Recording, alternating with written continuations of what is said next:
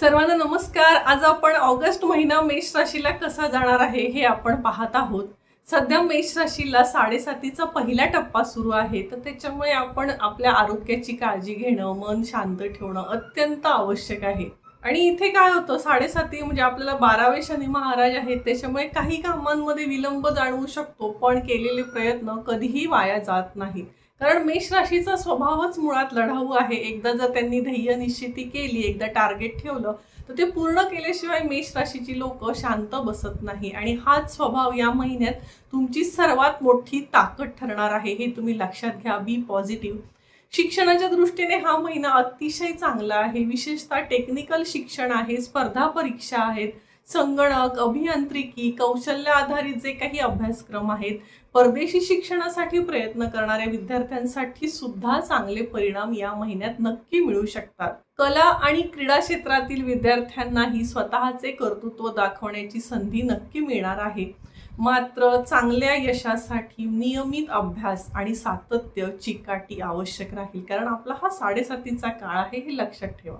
आपलं जर कौटुंबिक जीवन पाहिलं तर नक्की कुटुंबामध्ये आनंदाचं वातावरण राहणार आहे। नवीन ओळखी होऊ शकतात, जनसंपर्कातून महत्त्वाची कामं पूर्ण होतील। बराच काळ जी काही रखडलेली कामं आहेत ती सुद्धा पूर्ण होण्याचे योग इथे दिसत आहेत। जे विवाह योग्य युवक युवती आहेत, जे प्रेमात आहेत, त्यांचे विवाह योग ठरण्याचे सुद्धा मजबूत योग इथे दिसत आहेत। त्याच्यामुळे तुमच्या घरामध्ये एखादं छान शुभ कार्य, धार्मिक कार्यक्रम किंवा मंगल प्रसंग नक्की घडू शकतो। आणि याच्यामध्ये कुटुंबातील सदस्यांचं सहकार्य मिळणार आहे। आपल्या घरातील महिला वर्गांची धावपळ असू शकते, पण त्यातून नक्की चांगले परिणाम मिळतील। या महिन्याचा सर्वात महत्त्वाचा विषय म्हणजे सरकारी कामं।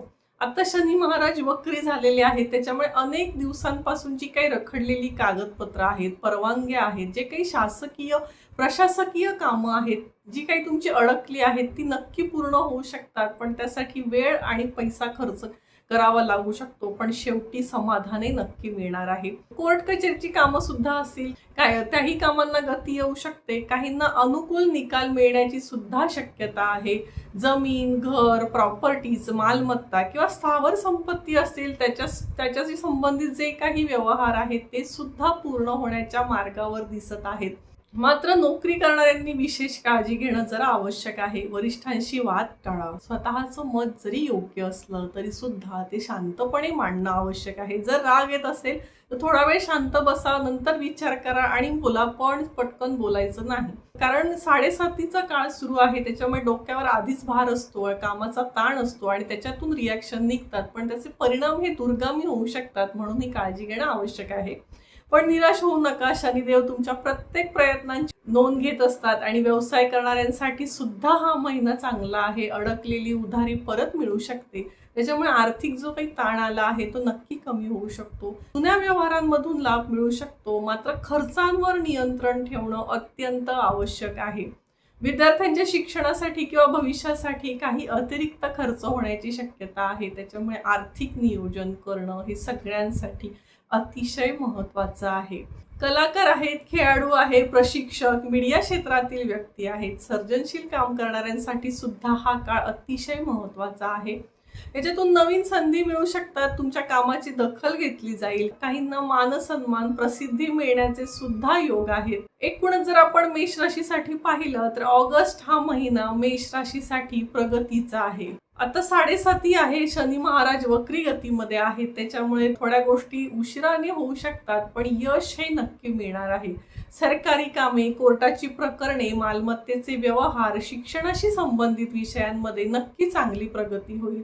संयम ठेवा, रागावर नियंत्रण ठेवा आणि मेहनत प्रामाणिकपणे करत राहा, त्याच्यामुळे योग्य प्रयत्नांचं फळ हे नक्की चांगलं मिळेल।